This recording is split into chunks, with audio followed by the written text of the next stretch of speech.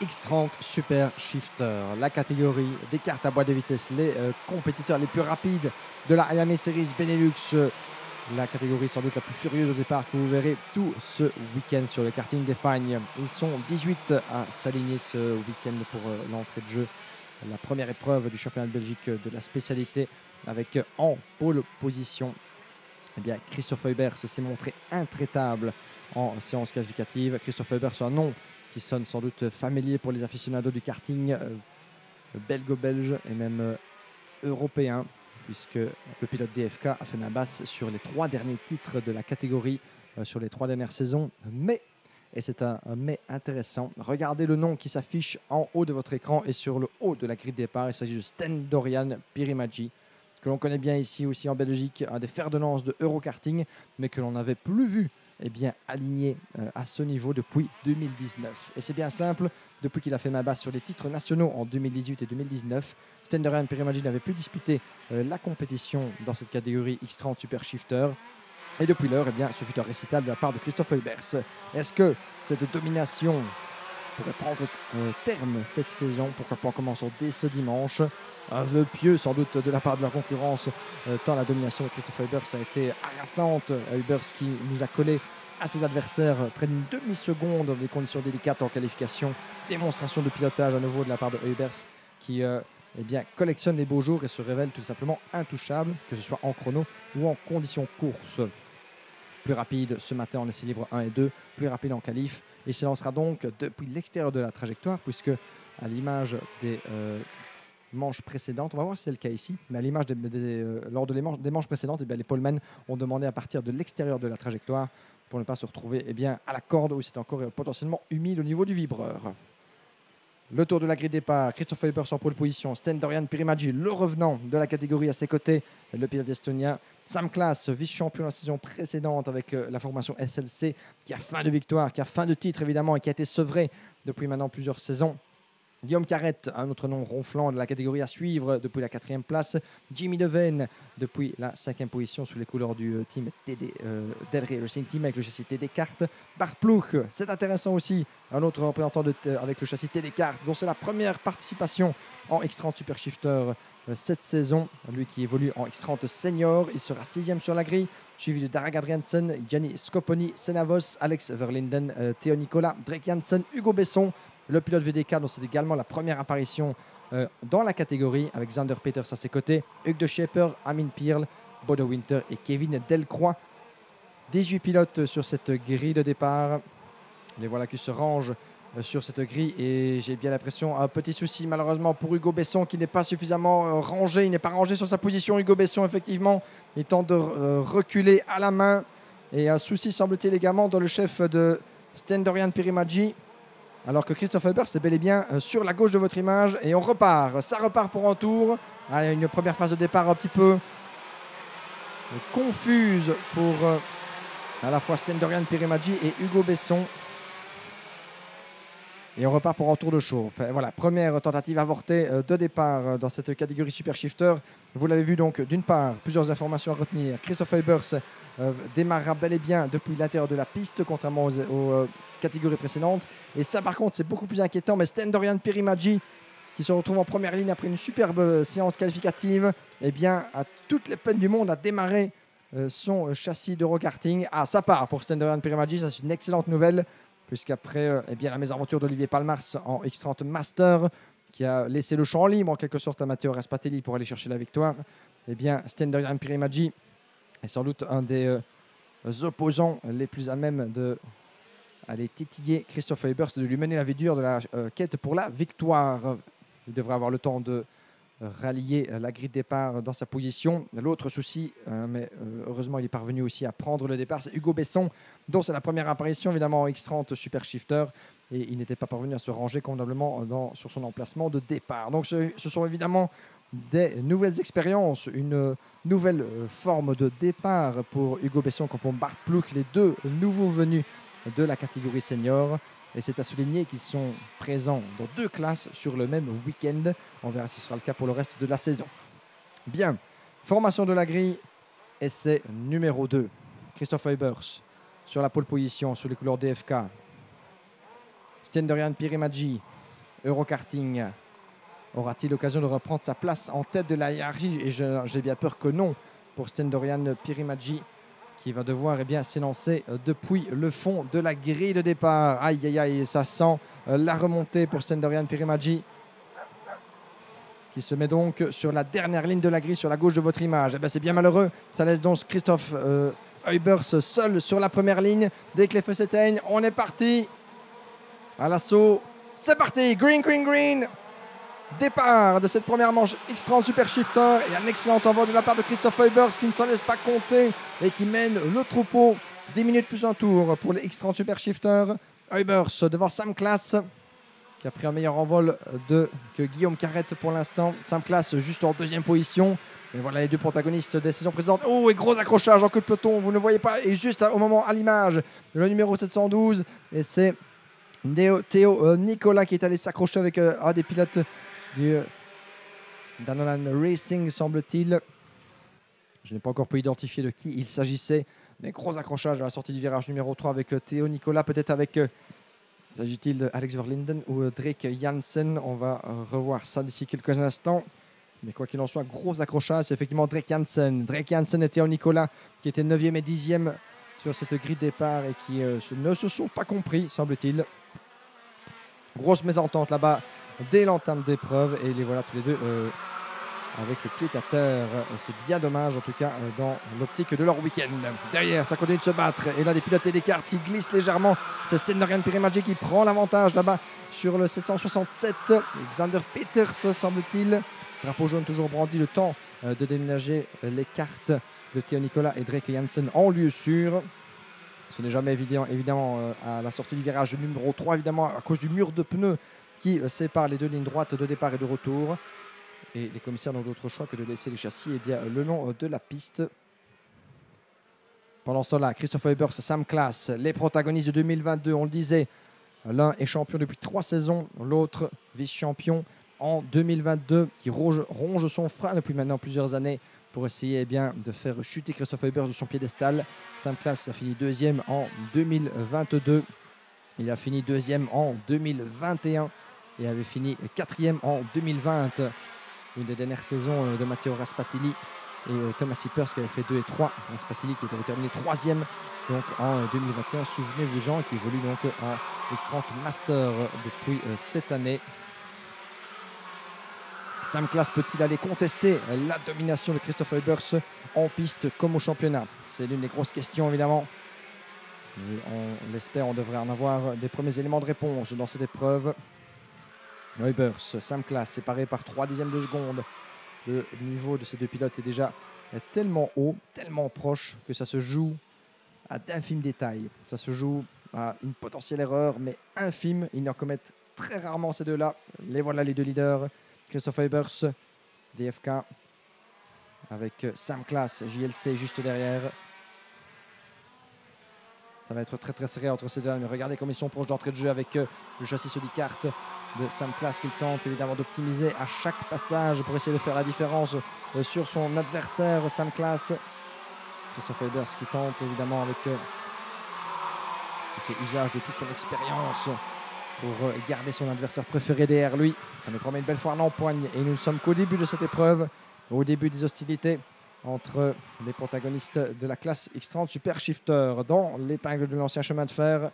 Huybers, Sam Class, ces deux-là ont vraiment pris la poudre d'escampette. À 2 secondes 5 d'avance, 2 secondes 7 désormais sur Guillaume Carrette 3e, suivi de Jimmy Devine 4, Gianni Scoponi est 5, Senevos est 6, Sten-Dorian Pirimadji qui remonte déjà en 7e position. Quelle remontée de la part du pilote estonien qui s'était rangé sur la 17e et avant-dernière place, même la 18e et dernière place de la grille de départ après ces soucis de démarreur lors de la première tentative.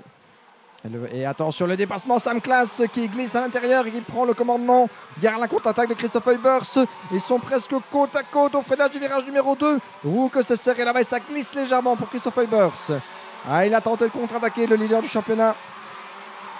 Mais malheureusement pour lui, ce n'est pas passé. Et une fois que vous sortez en dehors de la trajectoire, c'est encore très très graisseux, très très piégeux. Christophe Huybers va d'en faire les frais malheureusement puisqu'il va de perdre pas mal de terrain. Tout ce dont demandait Sam Class pour creuser déjà un écart significatif avec son adversaire.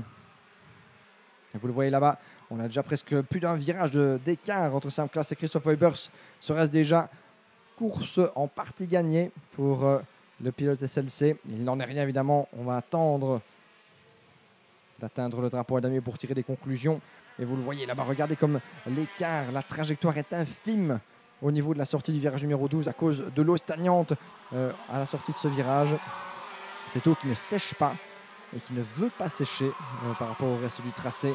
Ce qui fait que les pilotes n'ont même à peine plus d'un mètre où mettre les roues pour éviter de garder, pour éviter tout simplement de mouiller leur train de pneus frais.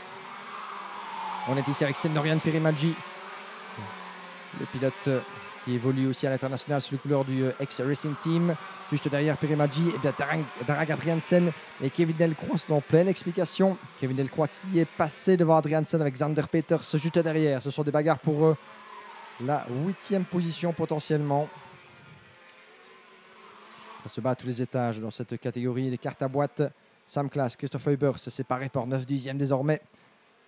Guillaume Carrette 3. Puis nous avons Jimmy Devenne 4e à 2 secondes du top 3. Gianni Scoponi qui vient derrière en 5e position avec 2 secondes de retard lui aussi sur le top 4. Et puis Sen de Vos, Sendorian Pirimaggi en 7e position. C'est le dernier groupe, on va dire, dans la première partie du classement, encore relativement serré. Un top 10 très très distancé depuis l'entame de cette épreuve. On discutait d'ailleurs tout à l'heure avec Olivier Palmars qui soulignait encore la compétitivité actuelle de la catégorie sans super shifter où ça se joue au petit détail comme on disait au vu de la vitesse, les vitesses vertigineuses atteintes par ces pilotes et surtout les zones de freinage qui sont infimes. Hugo Besson, le pilote VDK Racing en bleu, le 757 qui découvre cette catégorie, cette discipline pour la première fois ce week-end aux côtés de Bart Ploeg. Et ça c'est amusant puisque les deux débutants sont pour l'instant quasiment en tir groupé, 13 et 14 au niveau de la classification, avec dans le même engrenage, nous retrouvions Armin Pierle et Hugues de Schepper là-bas dans la deuxième moitié du peloton. Les voilà justement Hugo Besson et Bart Ploeg en pleine explication dans le virage 8 et 9 de l'escargot, à l'avantage du pilote néerlandais pour l'instant. Ces deux-là se connaissent bien évidemment pour s'affronter dans les cartes Direct Drive pourvues de boîte de la catégorie X30 Senior, mais les voilà aujourd'hui à faire leurs dents du côté des X30 Super Shifter. Le numéro 752 qui écope d'un drapeau d'avertissement. Il s'agit de Axel Verlinden en 13e position. Un premier drapeau d'avertissement qui fait office tout simplement de warning sans pénalité. S'il y a récidive, là, alors il y aura 5 secondes dans la vue à l'arrivée.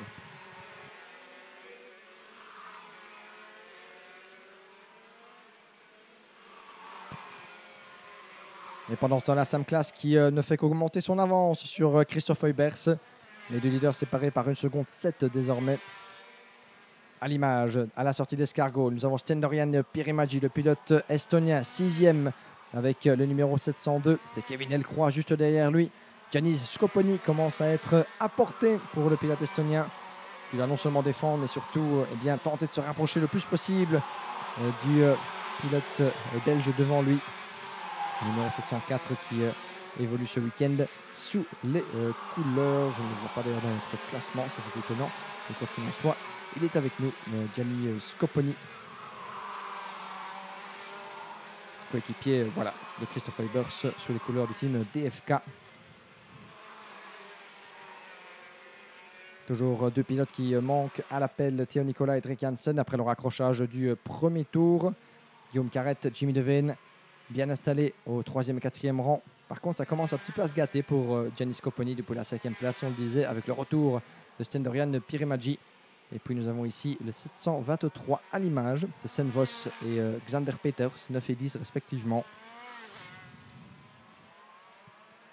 Il reste un peu plus d'1 minute et un tour dans cette première manche qualificative, disputée sous le soleil.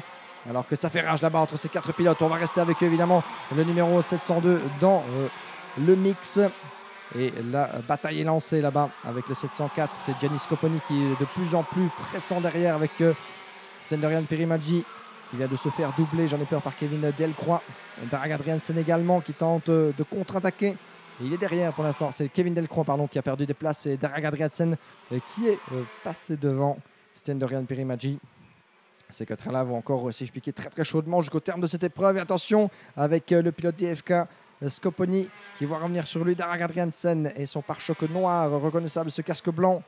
Le numéro 722 qui va tenter le tout pour le tout là-bas dans l'enchaînement de l'escargot. Que c'est serré, attention Darragh Adriansen qui se met à son niveau et qui passe à la sortie du virage numéro 11.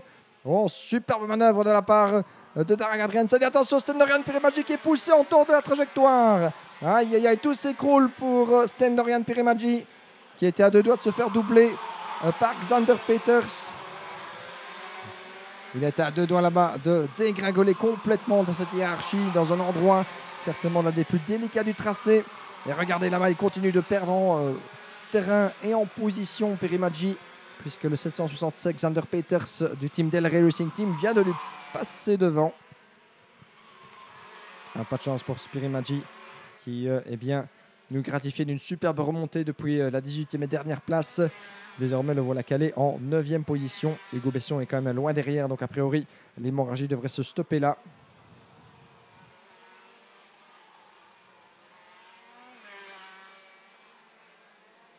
Et nous sommes dans le dernier tour, chers amis. Dernier tour entamé par Sam Class devant Christophe Eubers à 2 secondes 4. C'était évidemment inutile d'aller tenter le diable dans le chef de Christophe Eubers. Il savait que Sam Class avait l'avantage du terrain pour cette première épreuve. La revanche sera à prendre pour la deuxième manche qui nous tiendra en haleine sur le coup de 15h35 d'ici une petite heure. Pendant ce temps-là, ça continue de se battre comme des chiffonniers là-bas entre le pilote du Del Rey Racing, le 723 qui est poussé en dehors. Malheureusement, ça profite à Sten-Dorian Pirimadji. Aïe aïe aïe, dommage pour Senvos. Xander Peters est allé chercher la position à la sortie du virage numéro 3. Et c'est passé de manière agressive, mais ça fait partie de la course. Malheureusement pour Senvos, il n'a pas pu tirer son épingle du jeu. Alors que pendant ce temps-là, drapeau à damier qui accueille Sam Class et son châssis Sodi qui se sont révélés intouchables dans cette première confrontation X30 Super Shifter. Christophe Eubers qui termine deuxième à 2 secondes 3 devant Guillaume Carrette, Jimmy Devane, Kevin Delcroix 5. Et ça va être une arrivée à la photo finish là-bas entre Sten-Dorian Pirimadji et ses adversaires. Mais Pirimadji qui parvient à prendre l'avantage sur la ligne. 7e place pour Pirimadji devant Giannis Scoponi. Et Xander Peters 9e et Senavos 10.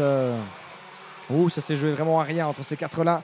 Une belle bagarre en tout cas d'expérience qui nous a tenus en haleine jusque dans les derniers mètres de cette épreuve.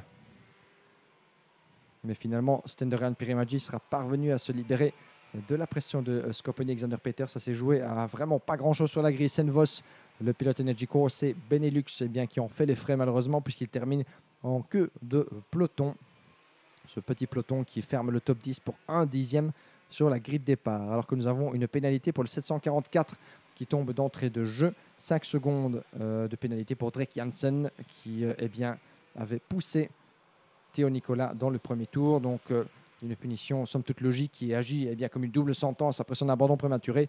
Une pénalité pour Drake Jansen qui a été reconnu coupable d'une manœuvre jugée trop agressive. Votre classement définitif, ou du moins complet de cette manche.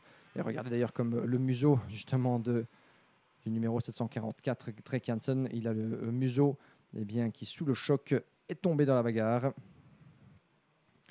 Au niveau du classement, Sam Class, vainqueur de cette première manche qualificative en X30 Super Shifter devant Christophe Eubers, Guillaume Carrette, Jimmy Devane, Kevin Delcroix, Darragh Adriansen, Pirimadji, Giannis Scoponi, Xander Peters et Senevos. Nous avons ensuite Bart Ploeg juste aux portes du top 10 pour 7 petits dixièmes sur Hugo Besson.